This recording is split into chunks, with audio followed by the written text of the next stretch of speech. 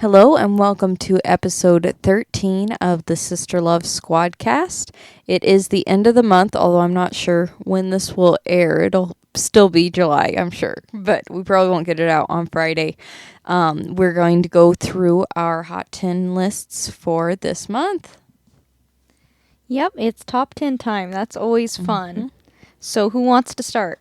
Me. Well, Why don't we we have always Shelly start? I nominate say Cena. Shelly needs to Shelly's start. always the one that nods I don't even at know you. what's on your list. So Yeah. why don't you give it a whirl? So, I guess I didn't look at Linda's list hard enough because there's one that I found out I wanted after I had my list together, and that was Wake Me Up Before You Go Go. But instead, I have another 80s song for my number one, and that is Hall & Oates' You Make My Dreams Come True. Oh, that's a good yes. song. I love that song. Go ahead, because I don't have any notes on anything. I didn't do my homework either. Yeah, well, that's okay. But why do you like that song, or why'd you pick it? Because it's 80s, and if you watch the music video, John Oates is hilarious.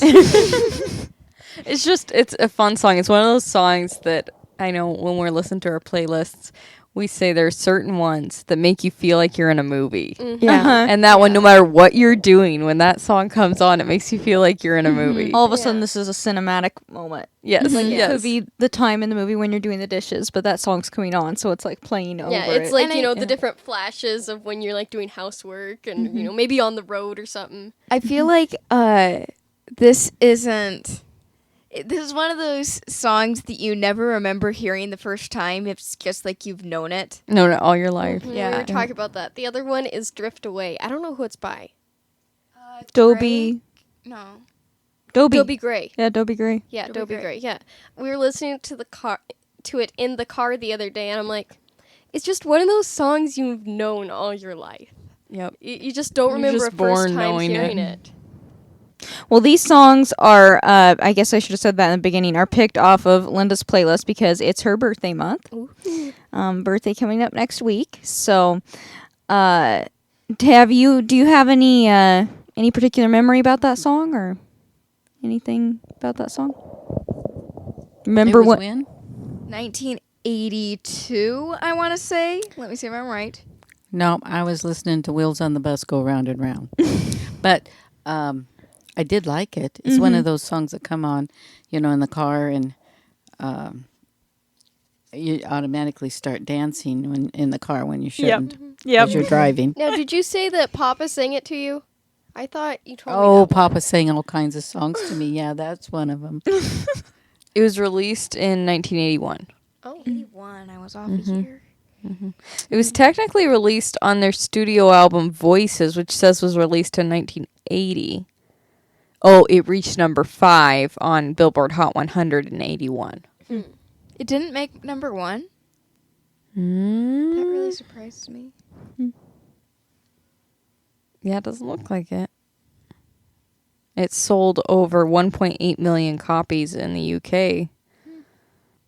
Yeah, that was the time when all songs didn't sound the same. So, Exactly. yeah, Yeah.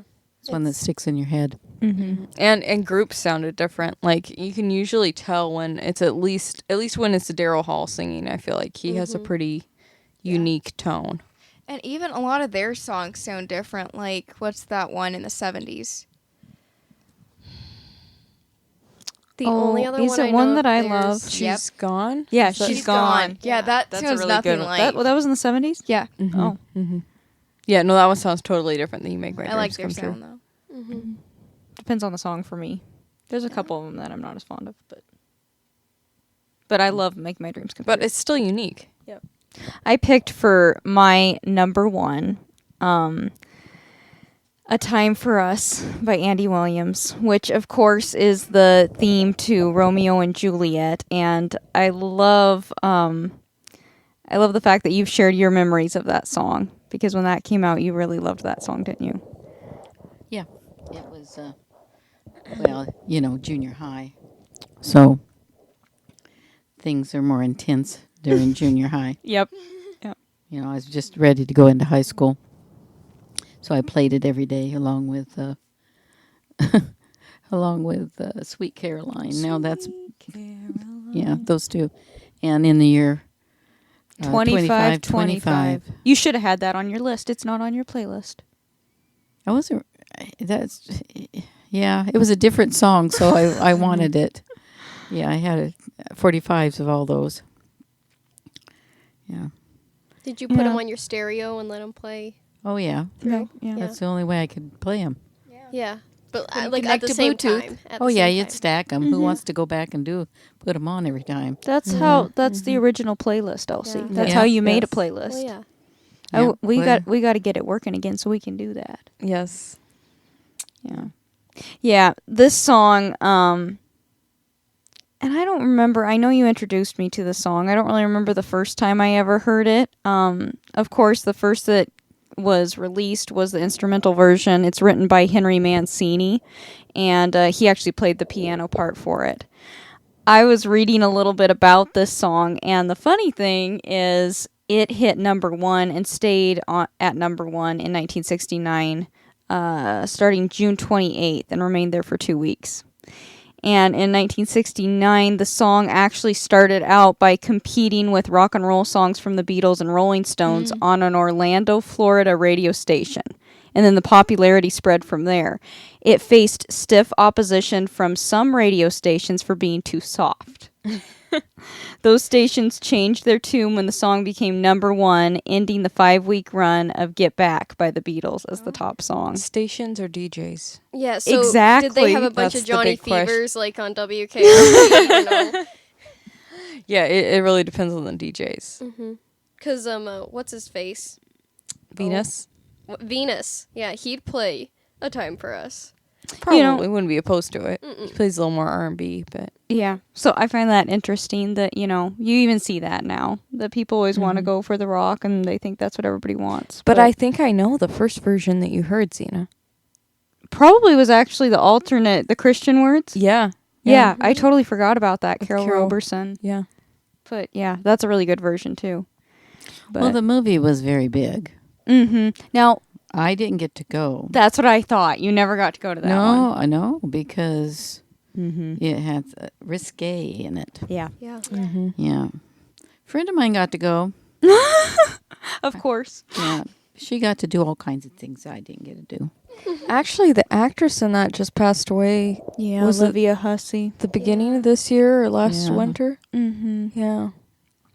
If you go now, take it as you will, but I can't even remember his name. Who played Romeo? Oh my word, I can't think of it either.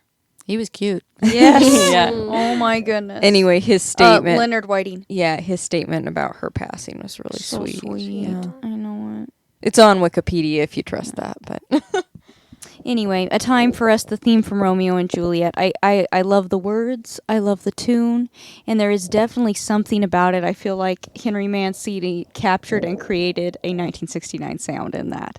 Yeah, he did, and yet pulled the Renaissance feel into Yes. it. Right. Yeah, I thought To that. me, it throws you back to actually the time of Romeo and Juliet. well, this isn't my first pick, but it's my second. But I really don't have any order for these You songs. usually don't put in order. No, if I like them, there's not one that as Big Bad John. Oh, yes. That was a Classic. fun song. I mean, 1961. I was just a sprout, and it's a fun song for kids to sing. Yes. Yep. Yeah, Yep. it is. Mhm. Yep. I heard the D word one time. D or H? It was H. I mean H. Uh-huh. Sorry. The D word was in another one. The H word one time. And then they put in big, big man. Yeah. Yep. Because at that time you couldn't have that music on the radio. I think that actually was one of the first times, because I was pretty little when I heard that. I remember you had got a CD of classic country and you were introducing me to these songs. I remember on that CD, that was the first time I had heard Coal Miner's Daughter.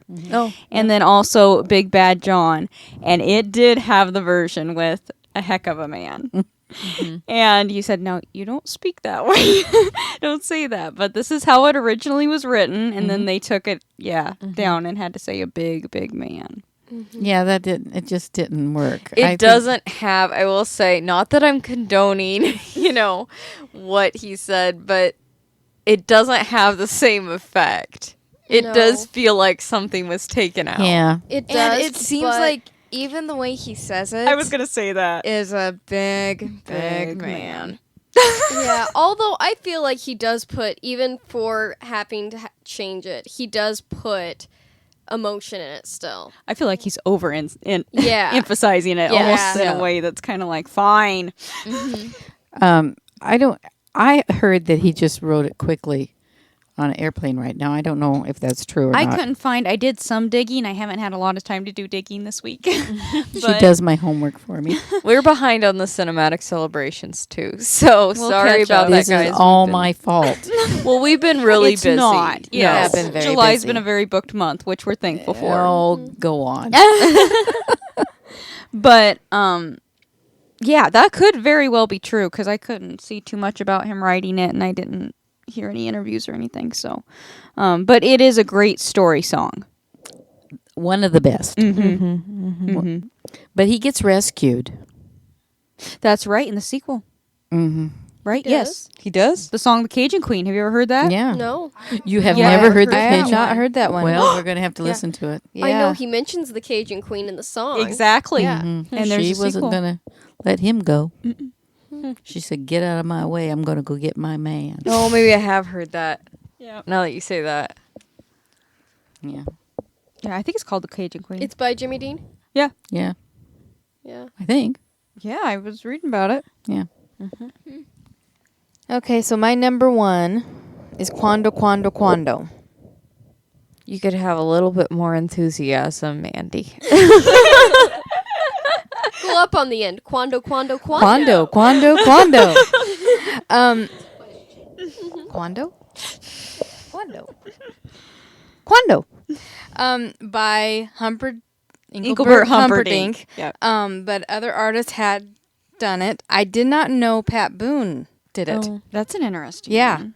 Maybe we'll have to do it. He secondhand actually, yeah, songs. he actually did the English lyrics for it instead. Ooh. So this is that's what it's saying. So he said- doesn't say quando, he says When. when.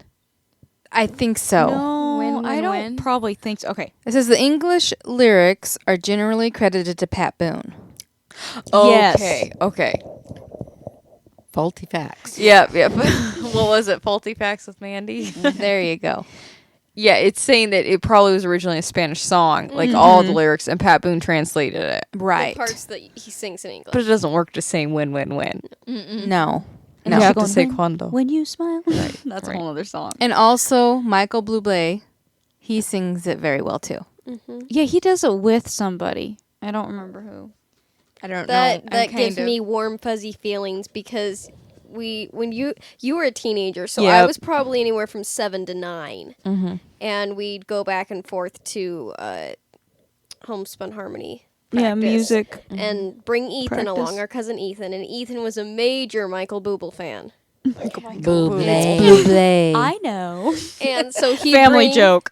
He'd bring his CDs, and that's one of them that would play. We'd because Ethan was such a fan, we'd tease him and say Michael Bublé, and he would say it's Bublé, and then we'd say we know.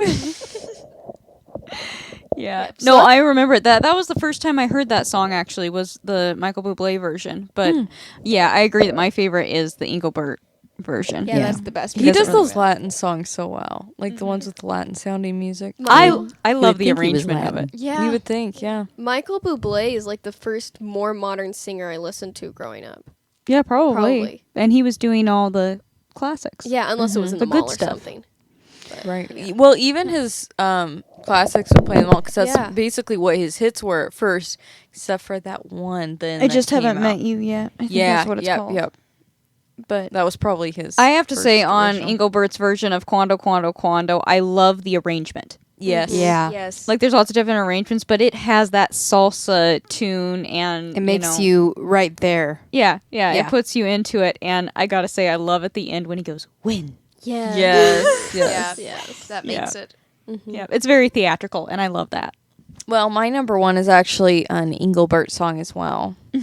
and that is The Last Waltz. Oh no, that I was my love 10. I'm that gonna have to change my song. 10. No, you don't. You don't have to change anything. Linda has kind of a short playlist. She's got to add on to it. So we might have some crossovers. because this is not all the songs that you like. It's just the No. ones that we've put on Spotify. You didn't have one Tom Jones song on there. Yes, she did. What? The Impossible Dream. It's my number 2. Oh, I think somebody else picked that. Yeah, Linda picked that. I'm not a Spotify person. I kind of agree with her. Well, I don't like using Spotify, getting controversial here, because they pay the artists nothing. Like it's a total rip off for the artists. But I like to be able to put it into a playlist, and I know that there's a free music app that I can use that's ad free, but I just don't do that. I also like the ways they have that you can discover new music. Like they set up the different radio stations, or like And sometimes the- they have the reels Yeah, like scrolling. the cameo kind of thing. Right, where you just get to listen to a little bit of it. I've There's found only 2 songs that things way. if Spotify's listening that I have bone to pick with them. That is, yes, the not paying of the artist pay the artists more. on the songs. Yes. And the second thing is, please, well, maybe 3 things, but please watch it if you're messing with the original song. Like, I don't want the remastered of everything. Mm-hmm. I don't want it if it's been doctored Okay, up. I will say then you're not searching hard enough on there. Yeah. Because they always have the original version Yes. too. Well, I hope so. Yeah. No, I thought your second bone to pick was going to be my other one is your sponsors. I'm sorry. Like, some of the ads that you put on there are unnecessary to play. Why don't you Agreed. get, like, Doritos all the time or something like that? Mm-hmm. You're Yeah. interrupting my music, so I listen to trash. Yeah, Yeah. know. I That- think I know Zena's third bone to pick, though. Oh, what is it? No AI. Oh, And then that's yeah. the only other thing. Yeah, no that AI one's music. coming up. What was the group that? Velvet Sundown. Yeah. In case you listen to them, they're actually an all AI group. They're not a real artist. So if Spotify's the one that created it, they're the only one making money off of it. So just so you know, you're not supporting real human talent. But on that note, I have to say a shout out and a thank you, since we digressed into this, to Professor of Rock and Rick Beato for really fighting and standing up for the original recordings of these songs coming down on Spotify, and also pushing to be able to share on YouTube. And YouTube, yeah. Yes. To share on YouTube without, getting copyright that is going to the wrong people. It's a fine line because I get from the artist's point of view that I want to make money on my tracks if somebody is using it. But lots of times the artists and songwriters are not the ones getting the money anyway. It's the publishing company or whoever owns that song at this time. So I feel like they shouldn't be flagged for free advertising for the artist and the music. The only way that they should be doing that is if they're not giving credit. Yeah. Yeah. If credit's given in the video or description, I think it should be okay. Yeah, they should be allowed to do it without getting their video taken down or anything Yeah. like that.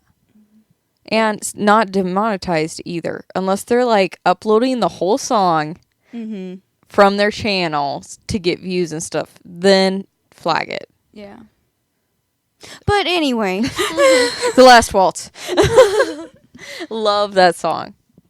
And I know audiences do too, because we perform that one, and it always makes everybody. You can just see people are having memories come to mind. And it's one you can sing along to. Yeah, it is. It's one of those you see the little punching bags in the backs of the throat. They sing. Everybody's just belting at their top of their lungs. I love it. And I have to say a note on that. Yes, Engelbert really aces that song. And again, the arrangement. He had really good... Where What? are you going with this? Be very careful to go against Engelbert. It's funny that you bring that up, because I'm not going against Engelbert whatsoever. And don't worry, it's not a Cliff cover. Okay?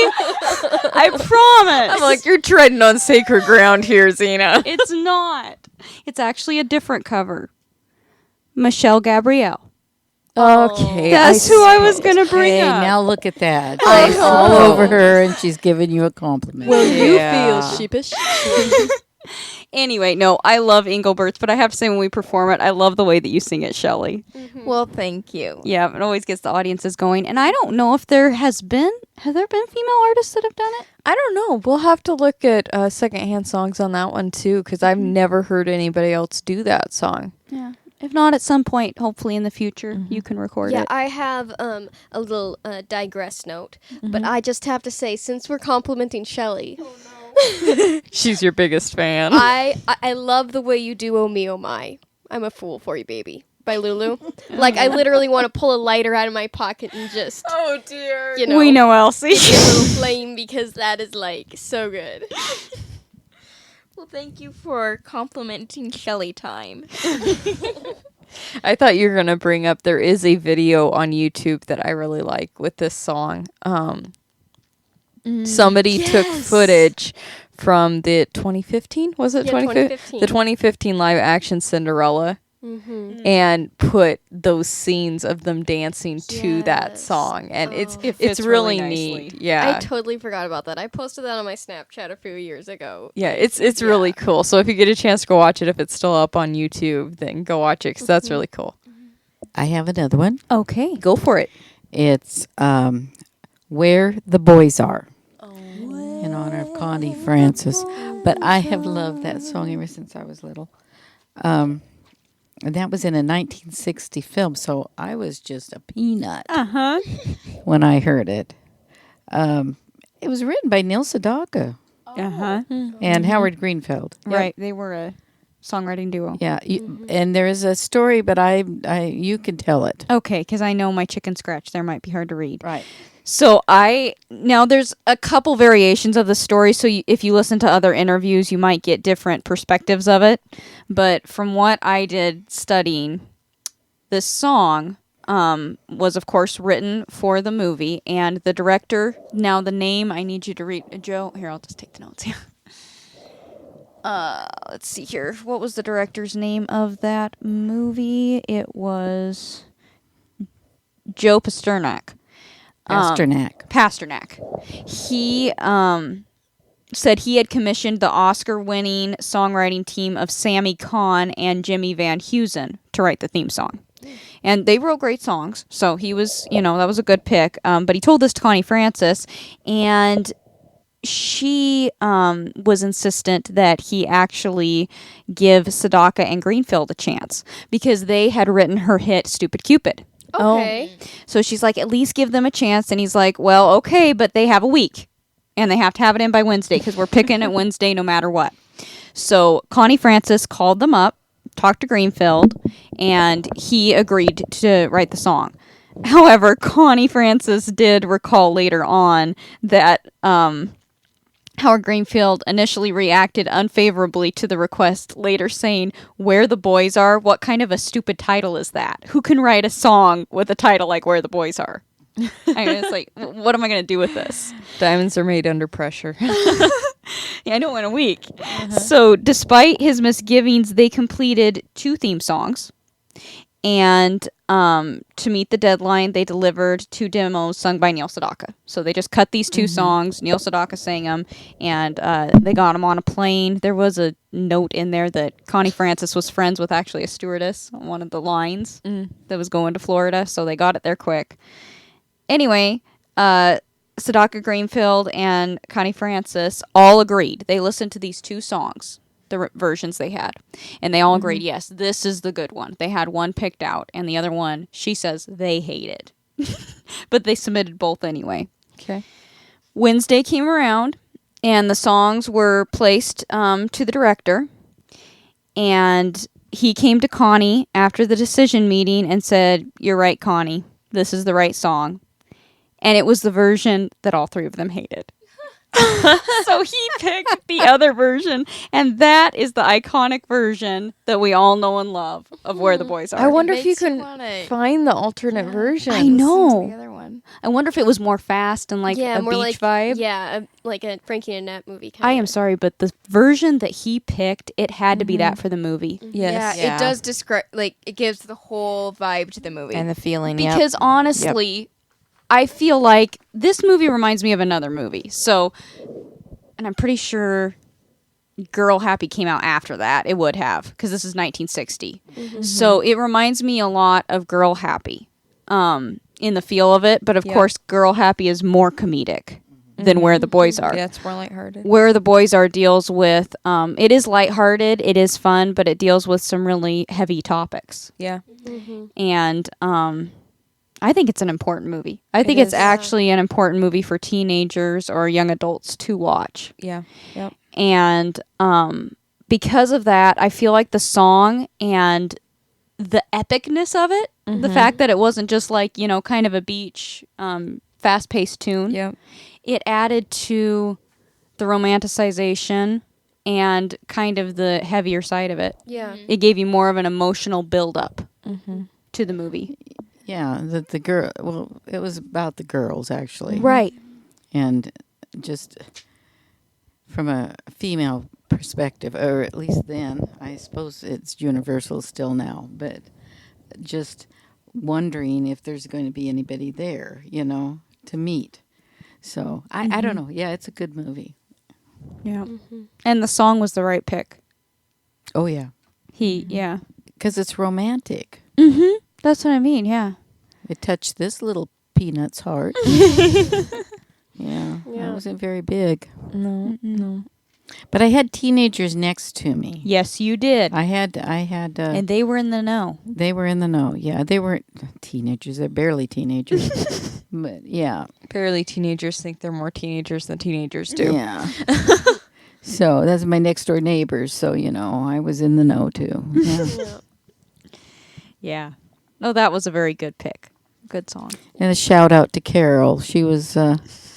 She introduced me to the Beatles, and I don't know how old was I. 8. Anyhow, Carol was probably 6 years older, 14, and I didn't know anything about the Beatles. Why would I know anything? And she had a picture up on our wall of the Beatles, and I happened to be over there because her little sister, I hung around her. And I saw the picture on the wall, and I asked who they were, and you don't know the Beatles. and Carol laughingly says, "Which one do you think's cute?" And I pointed to John, and she said, what did she say? No, you don't like John. You like Paul. I said, oh, okay. So I didn't even know they were going to be on that night. And she says, they're going to be on Ed Sullivan on Sunday, this Sunday, and which was that night. And so I pleaded that Dad would let us watch Ed Sullivan because my grandparents came down on Sunday night. They didn't have TV on Sunday night to watch wrestling with Haystack Calhoun. And I said, and it was right during that time, and Dad relented, and he said, "Okay, you can watch them, and then they get to watch that." And I remember my grandpa the whole time. Of course, it didn't disturb me at all, but they came on and started singing. Now, you got to know, these people had never heard anything like the Beatles before. Or seen their hair, for one thing. And my grandpa kept saying, what is that? What's he doing? Holler, who's that? Dad just smiled at him. He thought that was funny. So, yeah. So, anyhow, what was it, about a couple years ago? Yeah, we were out there about 2 years ago. We went back to where I grew up and to see relatives, and we performed a show out there. And Carol, my next door neighbor, she came to the show, which was really fun, and we got to talking about it, that incident, and she said, no, you don't like John, you like Paul. I just loved that. It was perfect. Zena just laughed. So now Zena, she thinks my memory is pretty good. Oh, yeah. So if I say it, if I recount a story, she says, "Well, Carol it said must be true. It must be true." Carol said it exactly the way that you said she did. Yeah. Without any prompt. Nope. No prompt. Yeah. You hadn't even told her that that's what she said. No, All you said is I pointed to John. John, and she went, no, you don't like John. Oh, it was great. Yeah. So anyhow, Yeah. but where the boys are, there's all those. As when you're kids, you listen to the songs, and at least for me, stuck in my head, and I wanted to. I wanted you guys to know them too. So, but a lot of parents, they didn't teach their kids the songs To pass on. to pass on, and that's part of our history. Mm-hmm. So, I think it's important to listen to I hate to call them old songs, because Classics. all the things that we listen to now are built upon those others. Yeah. If anybody has any kind of grasp on music, they should know that there is no age for music. No, It's a universal exactly, yep. language. It's timeless. So you can't say, "Oh, that song's so old." No, it's good or it's not my preference. That's it. Really? Yeah. Because there's no, like, when something ages, like if cheese ages, it means it starts to, like, decompose. Right. A song can't really decompose. can't. No. The paper it's written on can, the record it's recorded on can, but the actual song, there's no possible way for it to decompose. There's no way for Otherwise, it to why would we tarnish. still have like even medieval folk songs that people still redo and perform, What about and they have so classical much music? life? I mean, Yeah. there's just no Yeah. music that, people still listen to that and play that. And use it in their music, mix it with a more modern sound, and I can't stand it when people put an age on things that are so timeless. Yeah. Even books. Yes, especially books. In fact, we were looking at some books that have hymns from was it 1890? Yeah, like 1890s or earlier. Yeah. Yeah, they were good. And some of them, you know what surprised me, I think, actually the most, and this is really cool music-wise, especially for gospel songs, because the words, that they're talking about are eternal too. But how many of them are still in use and have been recorded over the years? Like Keep on the Sunny Side, that was like back in... 18 something. wasn't it? Yes. And I'm like, I thought that came out in like the 50s or 60s with the Carters when they sang it. You know what I mean? It's like that has been around forever. And it's still current. The words are still current. The words still ring true. Yeah. I love that. And I think, as we're leaving this song, but just to close on Where the Boys Are, I think it, again, the words and the arrangement of it, it gives you something to think about the feeling of it. It makes you think about the theme that it's talking about, and it captures something that you can't say as a teenage girl or even a girl in, college, like they're talking about, hasn't felt. So. One of my favorite videos of Connie's live performance of that song is when she did it for the USO. And she's in the crowd of soldiers singing it directly to them. It's so sweet.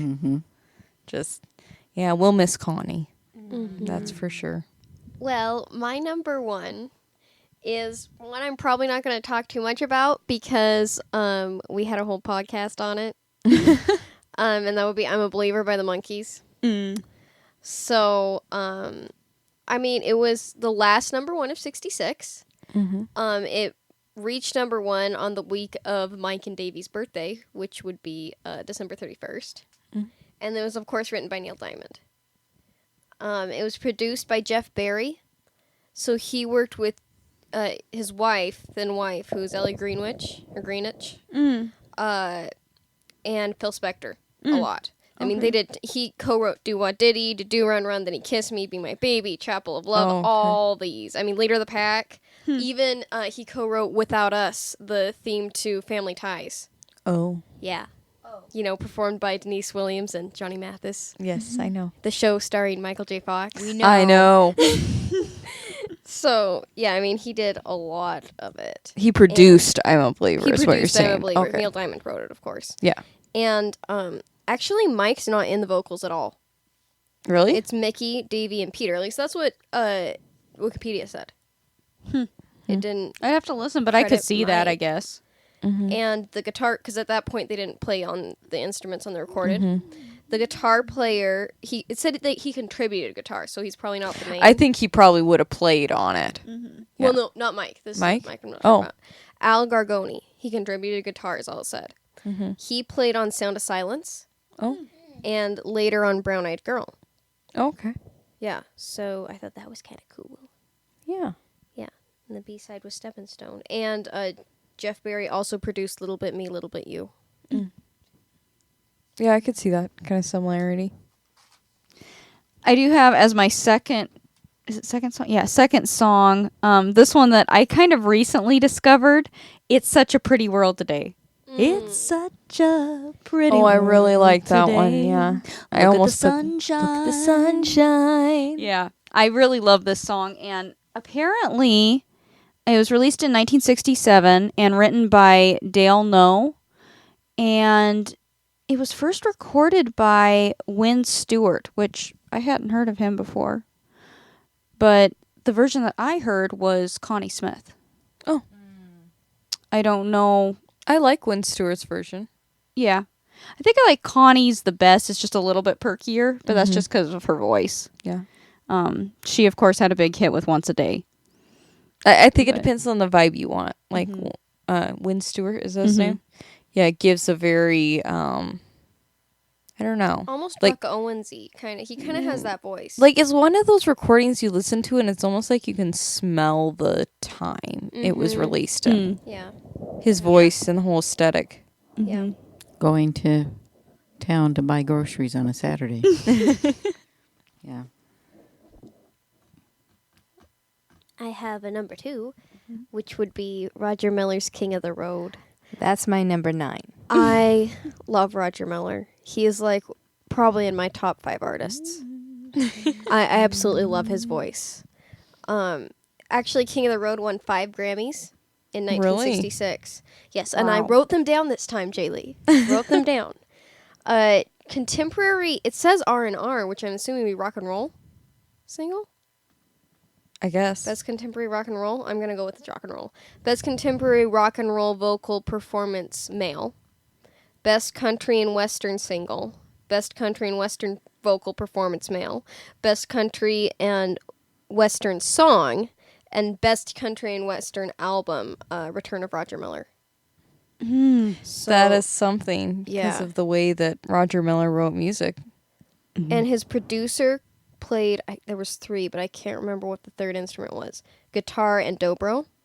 And he played dobro on Harper Valley PTA, which is another one of my favorite songs. Yeah. But Roger Miller just go in with his guitar, pick out the studio musicians and play, No. right? No, No, even less than that. He got a tune in his head. Mm-hmm. He'd hum it and write the words, and they would play it. yeah, I thought he didn't played play- guitar. No, he played guitar. I think. I but think he he didn't know how to did. arrange it. Yeah. Yeah. But he would strum his guitar with the chords, is what I believe it was. I he just takes heard pictures with guitars. I don't know if he plays them. he might play once he's performing, but what I heard, at least on some songs, was that he came in without any playing and just hummed the tune Yeah. or sang the tune and then had them pick it up. Figure it out. Yeah. Well, we know he plays mandolin on I was Robin gonna Hood. say, yeah. Even though The he breaks a rooster on string. Robin Hood plays mandolin, so he's got to play something. I was gonna mention that. I love that. That's part. That's part of the reason I probably like his voice is because It's probably loved that nostalgia movie as a for kid. you. Yeah. Yeah. Now, King of the Road isn't that another one you played a lot? Or you had a memory playing that? I felt like you told me It was that. on the radio a lot. Well, obviously it was a major 66, hit. Yeah. So I thought you had like Ma- played it no, on we could have. I personally didn't because it came out when. 66. No, I 66. Yeah, I must so have a it'd faulty be- memory here. I thought you played it on a jukebox or something in a. Oh that yeah. Your dad, had given you money to put in. Oh and- yeah. Yeah. Yeah. It was on the. It wasn't the jukebox. It was on the table. Yes. Yes. Yeah, you know they used to have them at the Where you table. could flip through and flip through it. Those were fun. Yeah. Yeah. That's what I remember you telling me. Yeah. I picked that one. Mm-hmm. Yeah. And Yeah, all those I'm- restaurants were always kind of had red in them. You know that Do pop. you know? I heard one time red it makes you hungry. Yes. Wonder if Yeah, that's I've what heard he that said. too. Could be marketing gimmick. I don't know. Anyhow, yeah, everybody knew the words to that song. Yep. Easy to sing to, just fun. Even though I didn't understand some of the lyrics. Yeah. Mm-hmm. There's one part, I can't remember what it was, but it's like, oh, wasn't until I was how many years old I went, oh, that's what it means. Yeah. I feel like that was one of those that maybe when I first heard it, I didn't know exactly what he was talking about, but I got the idea of what he was talking about because I listened to it. You know what I mean? Right. Like rooms to let. You don't hear that. People don't use that term anymore. No. Uh-uh. So, I got the idea of what he was saying, but I hadn't really heard the term before. And something about an 8-hour pushing the broom. Oh, yeah, 8 8 hours, hours pushing pushing broom. Lanza. Buys Right. a So- 8 by by 12 4-bit room. Yeah. Yeah. It's like 8 by 10. What? Yeah, What's you he really have doing? to listen to what he's saying. Oh, I see. He has to work a little bit to get a room. Uh-huh. Mm-hmm. 4-bit room. That's $1, right? 4 bits is $1? Yeah. I think. I don't know. Actually, the answer song "Queen of the House" Yes. won a Grammy Oh, it did? for female country vocal performance By Well- Jody Miller. by Jody Yes. Miller. Yep. No relation. No relation. I love her voice. Yeah, Honestly, she's got a cool voice. very cool voice. Mm-hmm. Yep. And again, the producer. I like to look up the producers. Jerry Kennedy. He produced Reba, the Statlers, Johnny Rodriguez, and Tom T. Hall. Oh, this was funny. So, he was born in 1940. The producer? The producer. Okay. Yep, was born in 1940, and he in Louisiana. And Elvis came to his hometown in 1956, and him and his friend were so upset because I can't remember the guitarist's name. His first name was Scott. They wanted to hear his guitar playing. Yeah. Well, when there was instrumentals, Elvis would do his shaking. So the girls would be screaming. Oh no. So they couldn't hear the guitar solos. They were so I don't think that's upset. probably it. I think they were jealous Yeah, of all the I'm girls sure it was. screaming at him. I'm sure it was. Okay, you have another one? I do. My number 10 is Walking on Sunshine by Katrina And the Waves. and the Waves. Yeah. So I believe she wasn't in the band at first. It was simply called The Waves. But she got into the band. They're English. England. British, sorry. And then the lead guitar... I'm sorry. The lead guitar person, Kimberly Rue, is the one that wrote it. Is that a male or a female? I believe they're all females. No. No? She's They're the not- only female I Yeah, I thought- watched the music video, which I'm gonna have a note on after you're done. Oh. Oh, okay. So, yeah, it says they were led by Kimberly Rue, who left the group in 1978. Oh. So, maybe So it she was a wrote girl. the song and they released it in the 80s after she left? I think, when was it released? Yeah, it's It's 80s. It's 80s. Yeah. 85. Yeah. Oh yeah. Interesting. Maybe she gave permission. Maybe. Yeah, I don't know. But I just absolutely love this song. Every time it comes on, it's like you just want to jump up and shout and have a good time.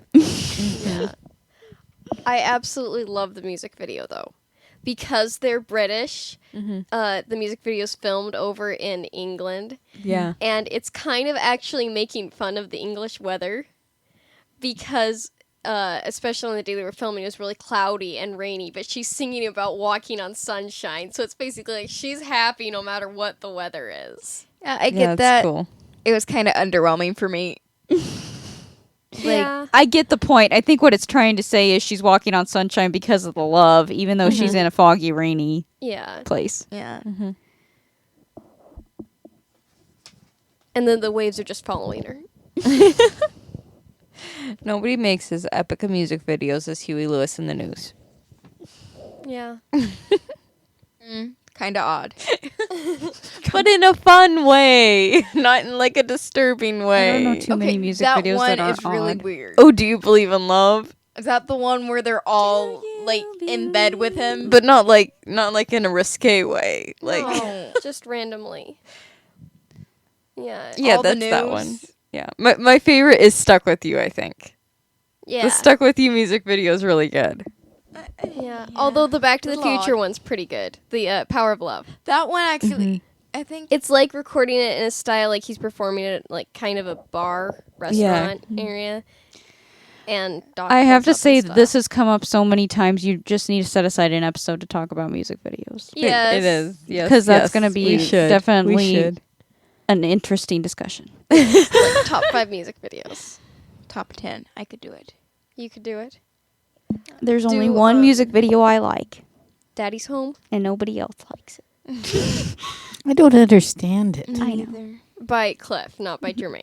Right. Yeah. Okay. Jermaine doesn't really have a music video. Oh, I thought he did. Yeah, music videos. I have to have it logical. And I'm that just is gonna not If say- it music gets too videos. artsy for me, it's like, My number 1 music videos beat it. I like That that, one's one. pretty Oh, good. I That like one is pretty his. good, Yeah, yes. I get Yes. his more. Well, he tried to make them like movies, actually. He didn't like calling them music videos. He liked calling them short films. Mm. The only one I don't quite, and after reading his book, I kind of get it a little bit more, but Billie Jean, I don't quite understand. I mean, I think it's cool in some senses, but there's just parts of it I don't quite understand. The but I best like part of watching it Billie anyway. Jean, one of my favorite parts, is when he drops his handkerchief and it becomes a little tiger. That is like my favorite part. Because it's a tiger print. It is a good music video because it makes you want to rewatch it. Yeah. Because you hear the song and then you're watching the video and it's like, what exactly is this trying to say? What is going on here? Because you know there's somewhat of a point, but it could be interpreted multiple different ways. And yet it's kind of clear. That one did confuse me. Yeah.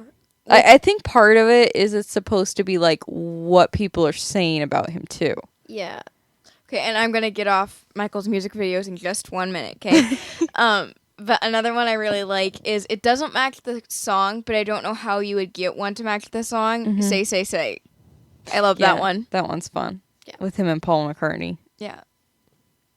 He's We really can- cute in it too. We can move on now. Right. We'll save the do an rest. episode, Yeah, okay? we'll save the rest for an Maybe in episode. February for your birthday month. We'll Okay. do an episode on music videos. Okay. Well, I didn't realize this when I was putting them down, but I have a lot of like story songs kind of.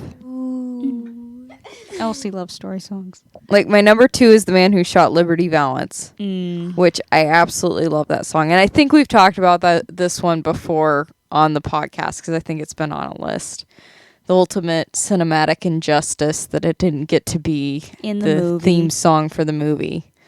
And Gene Pitney deserves reparations. So, but I think the actors deserve reparations because that kind of set the mood for the whole movie. it It's still a did. good movie. It is. But movie. it made it, yeah. It's an epic movie. It's an epic song. Why they put the theme to the 10 Commandments to it, I do not know. yeah, it kind of does sound. It doesn't sound Western. The It's No. theme gonna they be put kind of with it. weird, but it's like because that theme's with it, it made the movie work harder. Yeah, I'm gonna agree. I'm 'Cause gonna it's a agree. good movie, but you don't notice as much because that song's in your head. I don't know. It just See, when it affects was you. released, the song was released after it, so you didn't have that. But we all knew the song before we watched the movie. Gene So- Pitney had that. Yeah, he did. He didn't even know the movie was released yet. When he went in to record it and it had already been released. He learned from the drummer. Yeah, I know. That was sad. Yeah. That But that I is a would have good been song. very mad if I was him. But the song is fantastic. I love performing it, and so is the movie. If you've never seen it, definitely go see Fantastic that. acting. And actually, my number 3 is more from nostalgia, and I think we got the record with this one on it. It's "Sink the Bismarck" by Johnny that Horton. one is Yep. my number 1, 2, 3, 4, 5. Yeah, it just is. It was on a CD when we were little that we'd listen to in the car a lot, and all those Johnny Horton songs like Yep. that just make me feel so nostalgic. Another Ethan memory.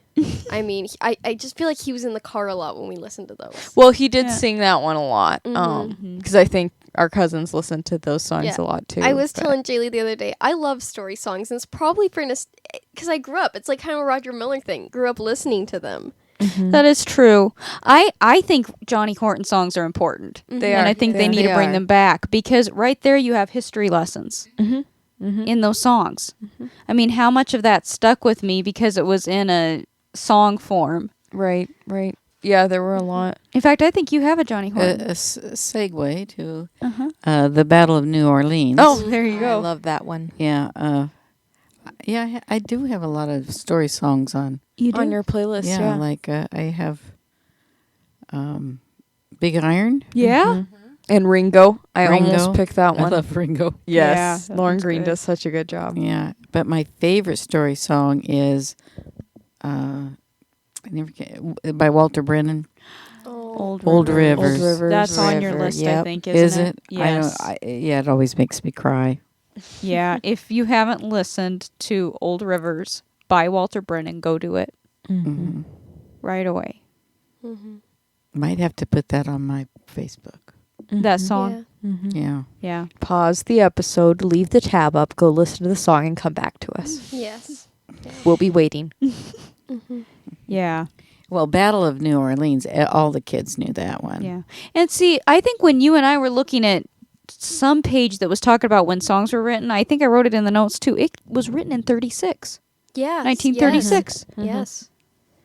by Yeah. someone else. I don't. When I was organizing the songs through by the decades. Oh, yeah. Yeah. Battle of New Orleans. Yeah. Yeah, 1936. And there is actually a British version to it. Yeah, they got kind of upset. Well, it's hard to go over and perform and sing when we fought the bloody British in the town of New York. You know what I mean? Well, for one thing, you're cussing.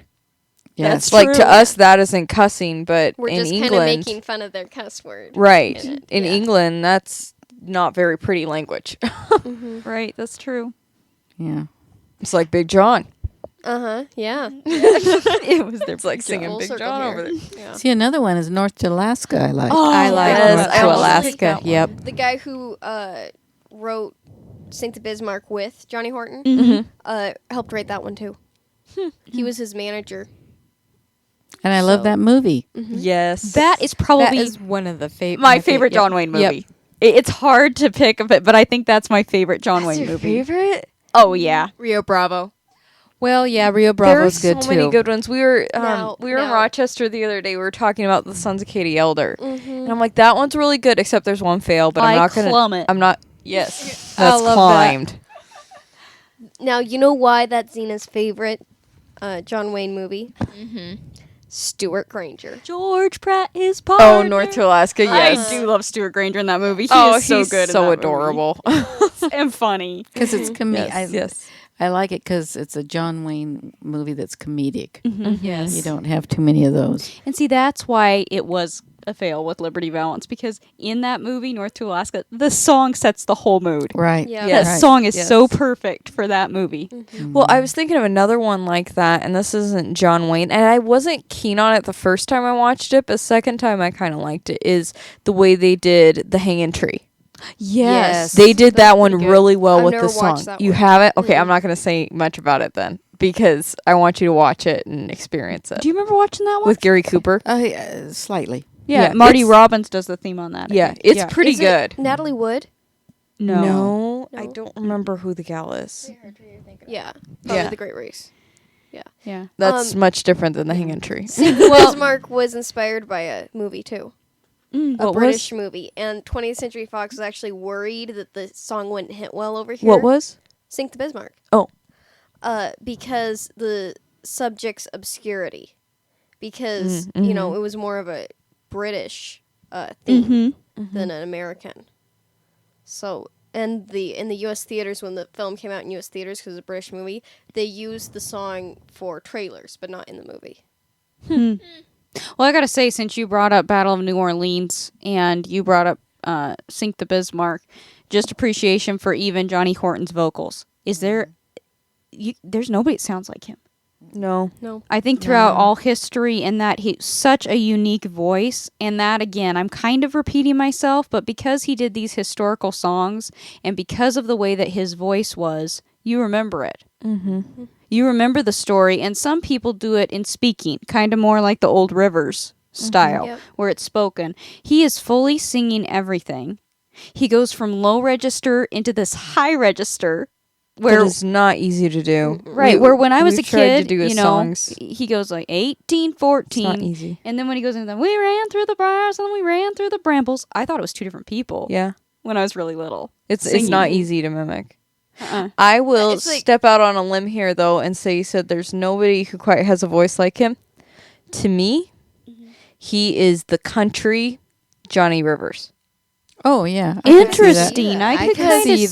that. Yeah. because when he goes into the we ran through the briars, he could have done like rock Mm-hmm. in that voice. Mm-hmm. Yeah. Yeah, he's like the country version of Johnny Rivers. He even kind of looks like the country version Yeah, of he kinda Johnny does. Rivers, really. Actually, you know what we should do? Huh. Is a podcast on certain artists, because there's Well, we do that artist appreciation. well, no, without the just about not. I guess we do, but different ones, just not one. Okay. Oh, like yeah. pick a couple. Pick a few. Yeah, and- pick a few and talk about them. Because Johnny Rivers, that's all I knew. Johnny Rivers, Johnny Horton. That's all I knew of him was that North to Alaska album, Mm. Yeah. and he sang much more and had so much more than I know. that I don't, Yeah. I don't know about it. Isn't I that the know. one that you guys just got for me? Yeah. Yes. Does it yeah. have North through Alaska on I'm it? pretty sure It's it like does. the greatest hits. I think it was like. I wonder if that one came out after he died, and just like conglomerated all his. The North great to hits. Alaska one, it's a white background and just him with Yep, red. yep, Yeah. like we the red just coats. bought that one. Yeah. In the picture of him, there's trees in the background. And it's it's He's the in a one that red- it's the one that she's talking about. Yeah. Mm. It is really hard to find too. I found it at several thrift stores, and it is always like you can tell it's been played and played and played because it just there's either no So grooves. you must have had that one? Yeah, You had that album? Yeah. my yeah. brother probably has it. Well, I haven't played it probably. yet, but I definitely want to because that's one that I wanted. Yeah. First time I heard it was over at Carol's house. Oh, wow. Yeah, They kind of shaped your music, didn't they? they kind of did. They were teenagers over Had to be in with Cool Group. there. Yeah, right. Yep. Yeah. I do have. Oh, go ahead, Jill. I guess I haven't spoken in a while. So my number 2 is "Our Love Don't Throw It All Away" by the Bee Gees. Mm-hmm. And There's her Bee Gees Andy song. Andy Gibb did it kind of originally. I didn't know that at first, but so they recorded it in 1977. Okay. Andy released it in 1978, and they released theirs in 1979. So Andy's was released first, but theirs was recorded first. Yeah, and Robin's not in that one. Really? Oh. It's Barry Morris and Andy. I can hear that. Yeah. Yeah. Yeah. I just think it's really pretty, and actually it was kind of a song that went through a lot of hands before it got released because they wrote it during it was something they got sidetracked on when they were supposed to be writing for Saturday Night Fever. That never happens. You know Right? how that happens. It's like, this is your assignment. This is what you have to practice. This is what you have to write. I want to do and listen to everything that isn't that. Yeah, it's true. So, do you know who Samantha Sang is? Name The sounds name familiar. sounds familiar. She recorded Emotion. Emotion. Like Okay, by... I Or feel the Bee Gees. The I've Bee heard Gees it. Emotion. Oh, I was thinking of Brenda Lee. Emotion. Yeah. I don't know if I know Yeah, that one. they offered her "Don't Throw It All Away," but she decided to take "Emotion" after they released it. So, because she wanted a song from them. But one really sad, and I think I've watched this performance, is after Andy dies. Oh. They performed that, and they had his vocals playing. Oh. It's really sad to watch. Yeah, Barry. I think I've seen that one. So, yeah, because they performed it with Andy's original lead vocals mixed in during the second verse, chorus, and bridge. Yeah, that would be tough. That's tough. I don't even like thinking about that. Yeah. I think we were actually talking about that before a show, which is probably not the best thing to talk about right before we go on stage, but like how hard that would be to like lose a sibling, As a especially sibling that group. you sing with, Mm-hmm. because singing together just creates a different kind of bond. Mm-hmm. Okay, so I have one about, we were talking about sibling groups and that, and that would be the Bellamy Brothers. And there was a lot more facts I would have got into because I couldn't really understand exactly what it was saying, but they were actually more songwriters and like session musicians. Mm-hmm. So they were, where they got their big break was writing Snakes and Spiders for Jim Stafford? Oh, I didn't know they wrote that. Yeah, so that's when they got their big break. And Isn't it Spider- Larry Bellamy, I think that's his name, was also, I mean, they were kind of doing musical odd jobs. He was a roadie for Neil Diamond's band. Mm-hmm. And Neil Diamond's drummer had this song that he said you needed to sing to Larry Bellamy. And he said, and then he had sent it to the guy who had produced Snakes and Spiders. And so they went and Larry listened to it and he's like, yes, we do. And that was Let Your Love Flow. And that hit big. I mean, it was international. Hit number 1 in US and Germany and top 10 in other countries, including UK and Australia. I mean, it was just so big. It is a song that everybody just can sing to. Let Your Love Flow. Mm-hmm. It really Yes, is. yes. It's got a happy tune. Makes you feel like it's summertime. Mm-hmm. And it had great producers on it. I mean, Phil Gernhard also saw Elvis when he was in his teens, and he was born in 1940. There's something about that, isn't that? It's Yeah, kinda I weird. mean, he actually gave Maurice Williams and the Zodiacs, with Stay. Yeah. He recorded the demo for them to give to when he was 19. Mm. Him and his friend started a record label. And then the other producer produced like Leif Garrett, Survivor, and Weird Al. So, I mean, there was big names. A few of my least favorite artists.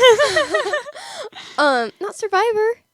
Oh, Survivor. Yeah, I had that's the a good tag. one. The tiger. Yeah, the one guy, Philip Gernhard, the one with Elvis, who saw Elvis, he wrote Snoopy versus the Red Baron. Mm. So, You had another song? I do. It's the Do Run Run by Sean Cassidy. That's on your list. The Do Run Run. Isn't it the Do Run Run? You said the do run run. Oh, no. I mean, Da do run. yeah, the Do Run Da Run. do run run. I don't remember that being on my list, but it could be. Yeah, it is. Yeah. I just think his voice, I love the original, okay? But, By the Crystals, yeah. yep. But his voice with that, it's snappy. I love it. Mm-hmm. He's got a fun version to it. Yeah, I think every time I think about that song, though, I do think of that clip when he was in Germany Yes, yes. trying to get the audience going. mm-hmm. The Feel bad obviously for it's on YouTube, the clip of the live performance, but obviously the host wasn't keen on Sean Cassidy being there anyway. And he's like, he had such a question mark on the end of introducing the song. He's like, it's da do run run. Yeah. Yeah, I really felt bad for him watching that video because it was insane trying to get the audience involved and keep the energy up. You can just tell that he's trying to squeeze energy out of those Germans. Yeah, even during the instrumental, he goes, "We're gonna clap now." Yeah, I remember the first time I heard that song. I think that you actually played that for me on YouTube. We were looking up different songs, and Yeah. it was the first time I had seen Sean Cassidy Yes. and heard that song. And Very cute guy. that's what you Yeah, said to me. You yeah. said he's kind of cute. You isn't played he? that one and you played his version of Do You Believe in Magic, which I really like too. Yeah, and then after that, we started watching the Hardy Boys. But then I decided that maybe I liked Frank better, Well, you know. except that he doesn't sing. So Sean does have that. Yes, yes. But he's got those blue eyes and that epic hair. Yeah. So off of Sean, that was a good one to bring up because I actually have one by his brother, David. And that's How Can I Be Sure? And oh my goodness, I almost picked that one. I know that we have actually talked about David Cassidy quite a bit as far as we Yes. pick his songs a lot. It's because you can't beat his voice. No, it's It's beautiful. It's soothing and soft, and yet it has still power to it. It's not, too high. Would you say he's like the George Michael of the 70s? Vocally? the exact same tone, but like the same way he uses his voice. It's a okay. little bit I know different. you're saying no, Shelley, but of the 70s. So you have to take the 70s feel of music. Mm-hmm. I could agree with that. Did he have the range of George Michael? Maybe Or not. the exact power, maybe. Maybe not. But yeah, I could agree with that. He just brings you into it, and I feel like they gave him a lot of. I realize that's what would have been popular. They gave him a lot of louder, fast rock songs more. His ballads are the best. And that's this song, How Can I Be Sure, which of course originally was by the Young Rascals, or at that point they might have just been the Rascals. I'm not quite sure when they released it. Yeah. Same group though. They released it. I like their version too of How Can I Be Sure, but I love David's the best. Yes. He was my one I had up on my wall. You had to pin up Rightfully on so. Yeah. Well, you're a young teenager. Yeah. And he was cute. I wasn't big on all the Partridge songs, Yeah, I Partridge know. Family. Yeah. but I sure liked him singing, just him singing. Mhm. Some of the arrangement on the Partridge Family is questionable, I feel, but Yeah. not all of them. There are I do- Partridge Family songs, like How Can I Be Sure was technically released on a Partridge Family album. So was Okay. Walking in the Rain. So Yeah. I do feel like Go ahead. I do feel like the TV show groups got big because they were on TV and not because of their voices.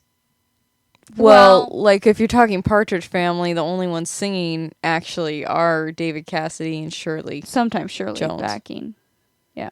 So Well, I know, but I think their record sold because people watched David. the record sold because of David, yes. Yes. Mm-hmm.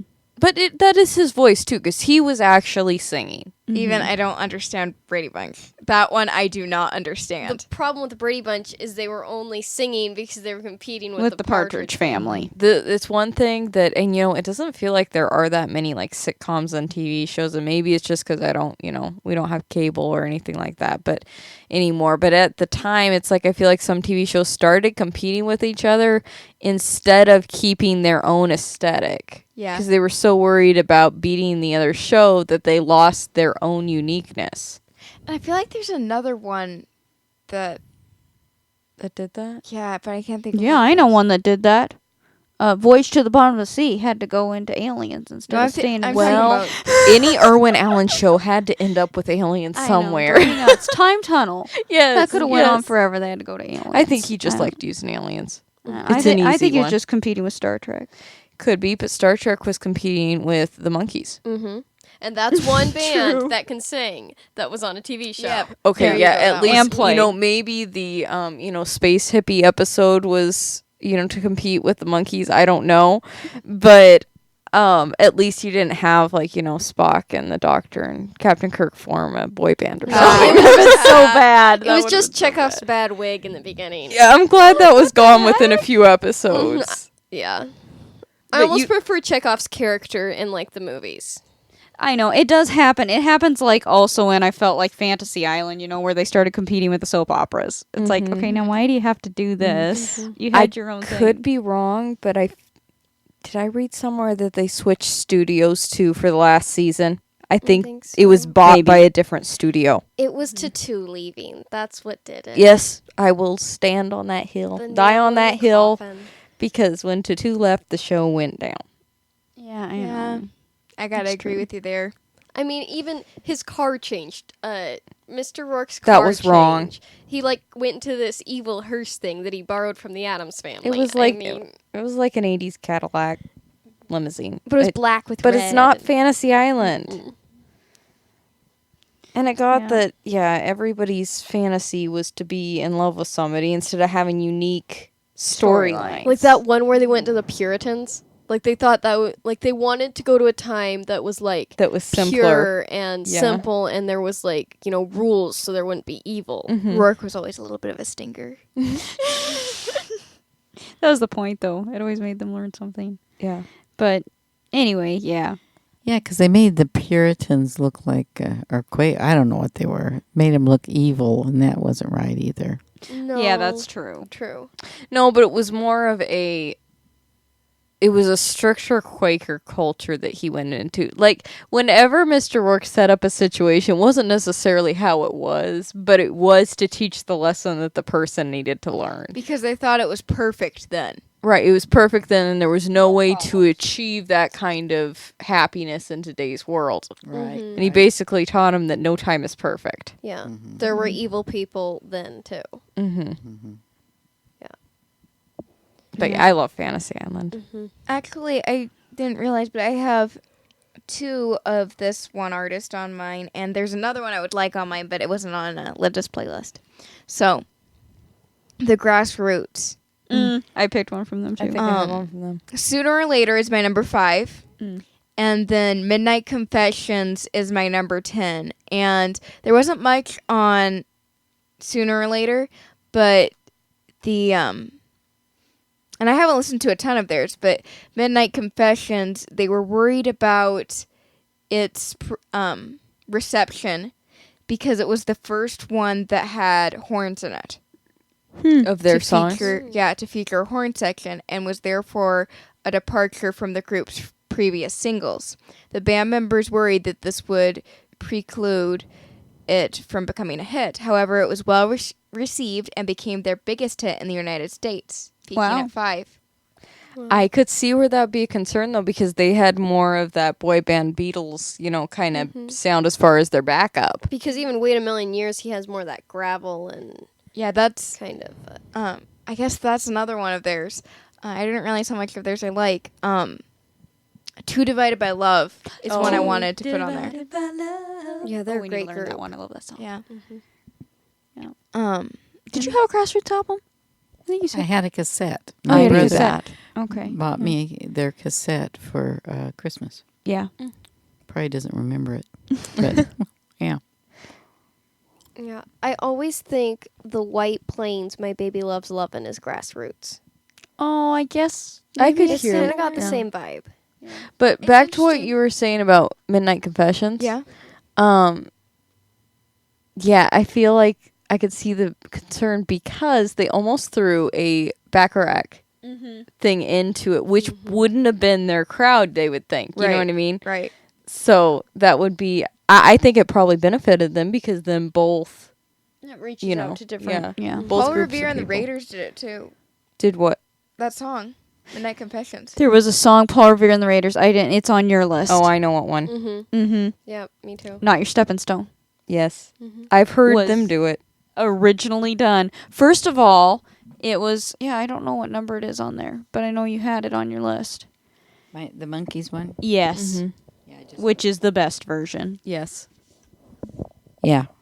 But it was originally written for the Liverpool 5. 5. Yeah. Yes. Yes. They recorded it, never released it. Then Paul Revere and the Raiders released it. I'm going to have to listen to that one. We didn't like did it? one time.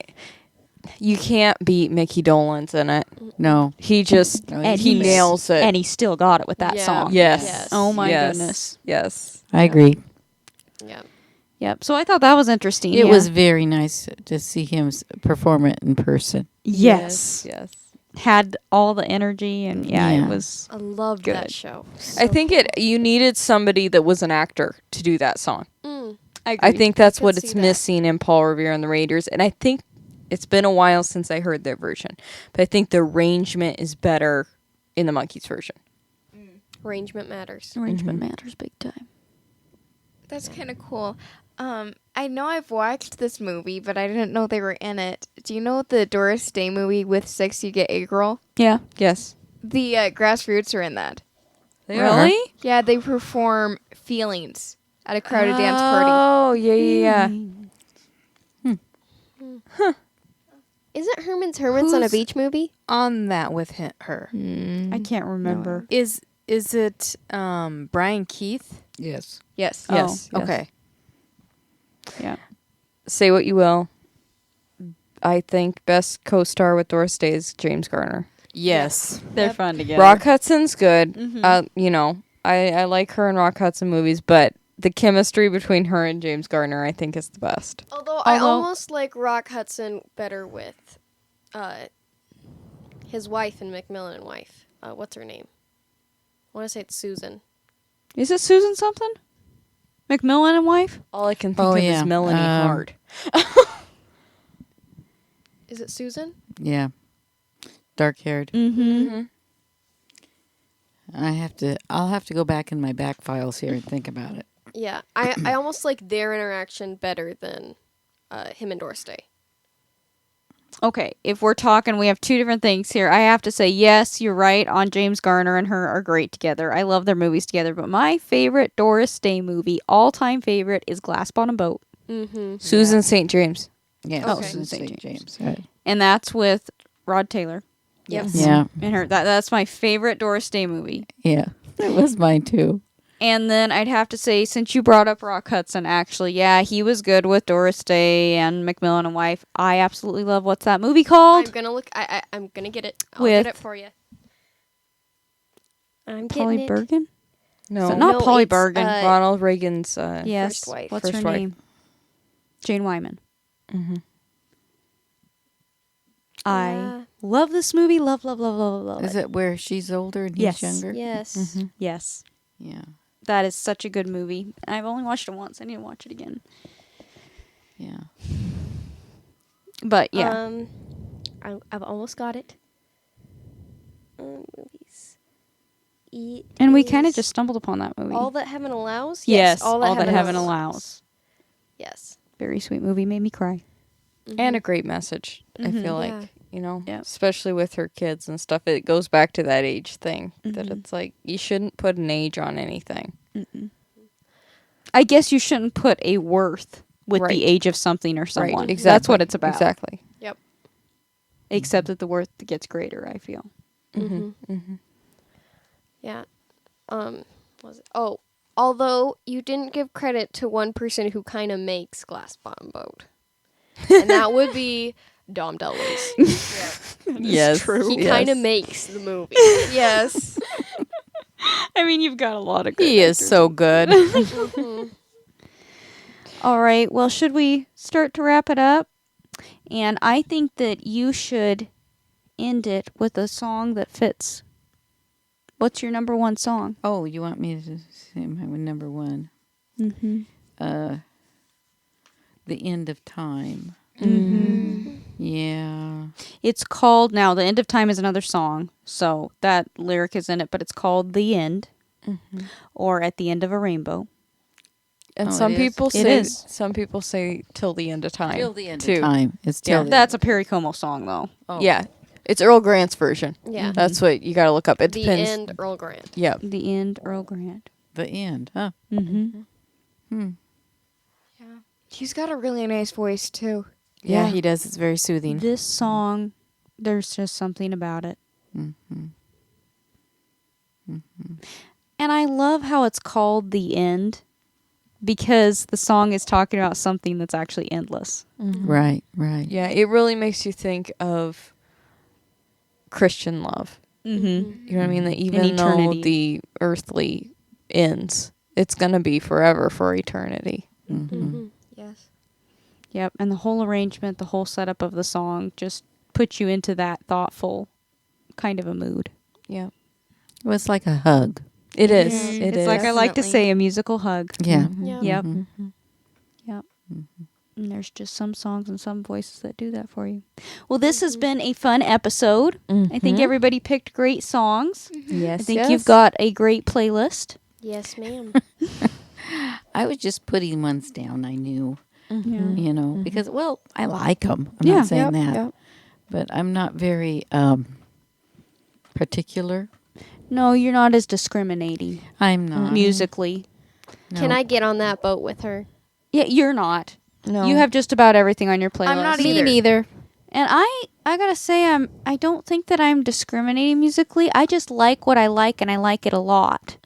Well, I will say I don't So- think there's anybody that in the squad that dislikes somebody else's playlist. You know what I No. mean? It doesn't. You know, I might want to listen to mine because it's got there's a certain few. songs I want to hear. Not that you. Okay.